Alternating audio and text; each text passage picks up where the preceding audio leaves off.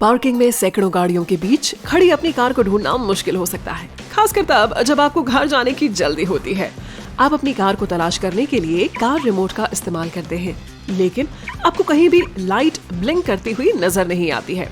ये काफी बेतुका लग सकता है, लेकिन ज्यादा रेंज हासिल करने के लिए आप कार के रिमोट को अपने सिर की तरफ पॉइंट कर सकते हैं। इसका सबसे अच्छा तरीका ये है कि आप इसे अपनी ठुड्डी के नीचे रखें और अपना मुंह खोल लें। इससे आपका सिर एक एंटीना बन जाएगा और फ्लूइड्स सिग्नल कंडक्टर के तौर पर काम करेंगे। अगर आप किसी मेगा पार्किंग लॉट में खो गए हैं तो इस टेक्निक से अपनी कार के कुछ और फीट करीब पहुंच सकते हैं। कुछ लोगों ने इसका सॉफ्टवेयर टेस्ट भी किया है ताकि ये दिखाया जा सके कि ये असल में रेंज को कैसे बढ़ाता है। उन्होंने रिमोट कीलेस एंट्री सिग्नल को पहले अकेले फिर एक इंसान के साथ मापा और इसे एक फिक्स्ड फ्रीक्वेंसी सिमुलेशन में टेस्ट किया।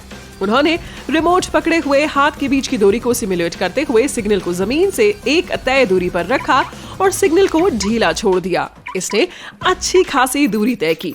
फिर उन्होंने रिमोट सिग्नल पकड़े हुए एक ह्यूमन फिगर के साथ सिमुलेशन चलाया और इसे फिर से किया। रेंज का पैटर्न डायरेक्टिव था और इसने टारगेट की तरफ पहुंच को बढ़ाया। जब रिमोट को सिर की तरफ पॉइंट किया गया तो तीसरे सिमुलेशन ने और भी बेहतर पहुंच दिखाई। जब आपका टीवी रिमोट टूट जाता है तो उसे बदलने में काफी समय लग सकता है। इसका तेज और आसान सॉल्यूशन ये है कि आप अपने टीवी, एयर कंडीशन और दूसरे गैजेट्स के लिए एक यूनिवर्सल रिमोट कंट्रोल ले आएं। ये रिमोट इंफ्रारेड, वायरलेस, ब्लूटूथ या रेडियो फ्रीक्वेंसी के जरिए कई तरह से काम करते हैं। सबसे आम तरीका इंफ्रारेड नाम की एक खास रोशनी का इस्तेमाल करना है। ये सिग्नल एक इनविजिबल फ्रीक्वेंसी पर रिमोट से टीवी तक का सफर तय करता है। अगर आपके पास स्मार्ट टीवी है तो ये सीधे वाईफाई सिग्नल पकड़ सकता है। कुछ रिमोट्स में सही कोड के साथ प्री इंस्टॉल्ड प्रोग्राम्स होते हैं। इसका मतलब है कि जब आप किसी डिवाइस का इस्तेमाल करते हैं तो आपको उन खास कोड्स को दर्ज करने की जरूरत नहीं होती है।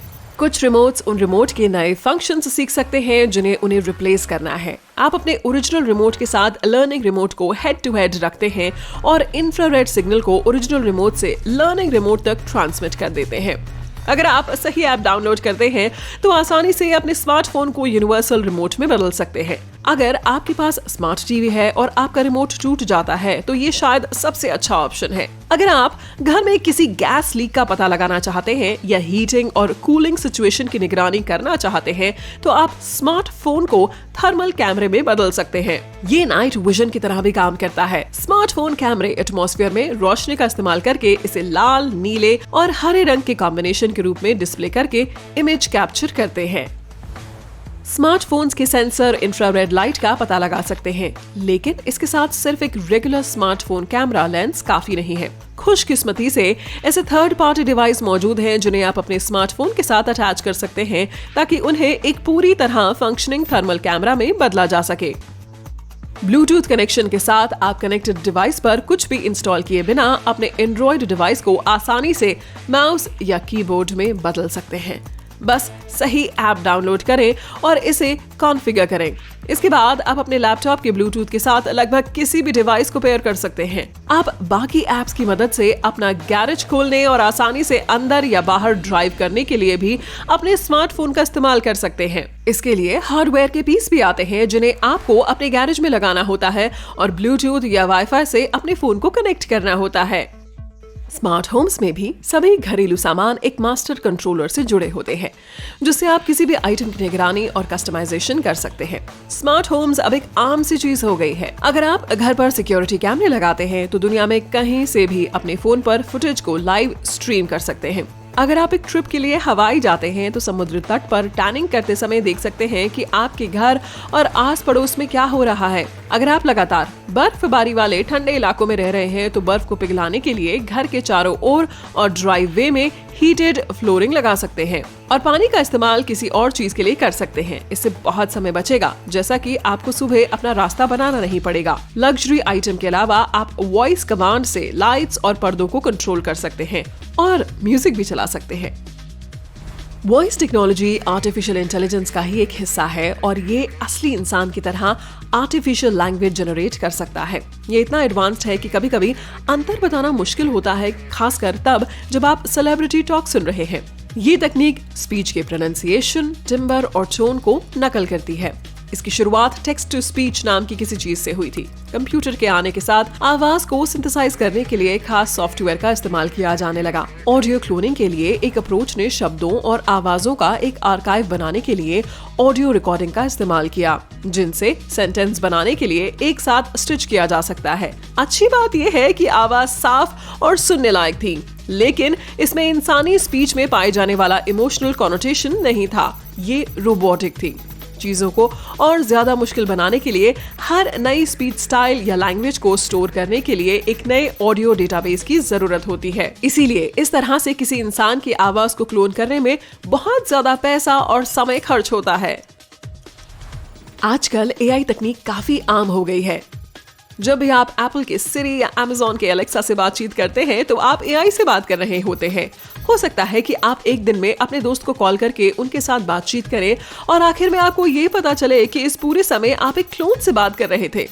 ये एआई वॉइस क्लोनिंग तकनीक बैंकों और दूसरी जगहों में ऑटोमेटिक फोन ऑपरेटर्स के लिए भी इस्तेमाल की जाती है। कभी कभी रोबोट के साथ बातचीत करना आसान नहीं होता है, जब आपको सिर्फ एक आसान सा काम करना होता है। इसका सुनहरा पहलू देखते हैं। आप इतिहास के एक चैप्टर से बोर हो चुके हैं और किसी हिस्टोरिक इंसान की क्लोन आवाज आपको टॉपिक समझा रही है।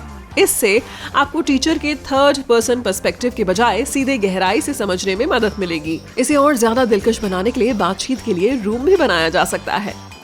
एआई वॉइस क्लोनिंग के बारे में एक और अच्छी बात है ऑडियो बुक्स का इस्तेमाल। आप कुछ मशहूर हस्तियों से अपनी पसंद की किताब का नरेशन सुन सकते हैं, फर्स्ट पर्सन से उनकी ऑटोबायोग्राफी का नरेशन सुन सकते हैं या हिस्ट्री की किताब में कैरेक्टर की नरेशन भी सुन सकते हैं। एआई तकनीक पहले से ही इतनी एडवांस है कि ये ऐसे इंसानी चेहरे पैदा कर सकती है जो असल में मौजूद नहीं है। कुछ कंपनियां अपने रिव्यू या एड्स के लिए खास चेहरों का इस्तेमाल करने के लिए कुछ वेबसाइटों से जनरेट की गई इमेजेस को खरीदते हैं। इनमें से कुछ तस्वीरों की कीमत चेहरे के आधार पर लगभग 75 रुपए से 220 रुपए और इसे बनाने की लगी मेहनत के आधार पर हो सकती है। कंपनियां और एडवर्टाइजमेंट एजेंसियां फोटोशूट के लिए पैसा देने के बजाय इन चेहरों का इस्तेमाल करती हैं, जो कि ज्यादा महंगा होता है। आप अपनी पसंद की उम्र, जेंडर और चेहरे के फीचर्स चुन सकते हैं। तो सोचिए कि आप एक कंपनी की सालगिरह मनाने के लिए एक एड बनाना चाहते हैं। आप आर्टिफिशियली जनरेटेड लोगों के रोस्टर से लगभग 4 इमेज चुन सकते हैं और एक नया इंसान बनाने के लिए बदलावों को टॉगल कर सकते हैं। आप 4 इमेज में से अलग अलग एज ग्रुप, जेंडर और मूड से 10 इंसानी चेहरे हासिल कर सकते हैं। हाँ, आप उन चेहरों को स्माइल, ग्रिन, स्टेयर या फ्राउन करा सकते हैं। एआई सिस्टम में काफी सारे चेहरे होते हैं। आप मैथमेटिकली उनकी स्टडी करते हैं। ये उन फीचर्स की रेंज को इवैल्यूएट करता है जिन्हें शिफ्ट और एडजस्ट किया जा सकता है। यहाँ तक कि आंखों को बड़ा करके एआई को काम करने के लिए एक नया चेहरा मिल सकता है। ये चेहरे को अजीब किए बिना आंखों के आकार को एक्सेप्टेबल लेवल पर रखना जानता है। और ऐसा दूसरी खासियतों जैसे जॉ लाइन, मुंह, कान और नाक वगैरह के साथ भी किया जा सकता है। एक और तकनीक है जो 2 या 2 से ज्यादा इमेज लेती है और फेस पर पॉइंट्स सेट करती है ताकि ये देख सके कि वैल्यूज सिम्बायोटिक हैं या नहीं। फिर ये फीचर्स को एक साथ एक्सपेरिमेंट और मॉर्फ करती है ताकि एक और फेस प्रोड्यूस किया जा सके। टेक्नोलॉजी में सुधार हो रहा है और ये हर साल ज्यादा मुश्किल होती जा रही है। इसीलिए हो सकता है कि फ्यूचर में हमें सोशल मीडिया और टीवी पर एआई के अलावा कुछ भी नजर न आए। वे पहले से ही फिल्मों में एक बड़े शॉट के बैकग्राउंड में एआई जनरेटेड एक्टर्स का इस्तेमाल कर रहे हैं। 20,000 लोगों को एक्स्ट्रा के तौर पर काम पर रखने के बजाय वे लगभग 50 से 100 लोगों को इनवाइट कर सकते हैं और टेक्नोलॉजी बाकी के गैप को भी भर सकते हैं। और अगर वे पैदल चलने वाले लोगों के साथ एक सीन को शूट कर रहे हैं तो वो इसके उलट कर सकते हैं और उन्हें पोस्ट प्रोडक्शन में हटा सकते हैं।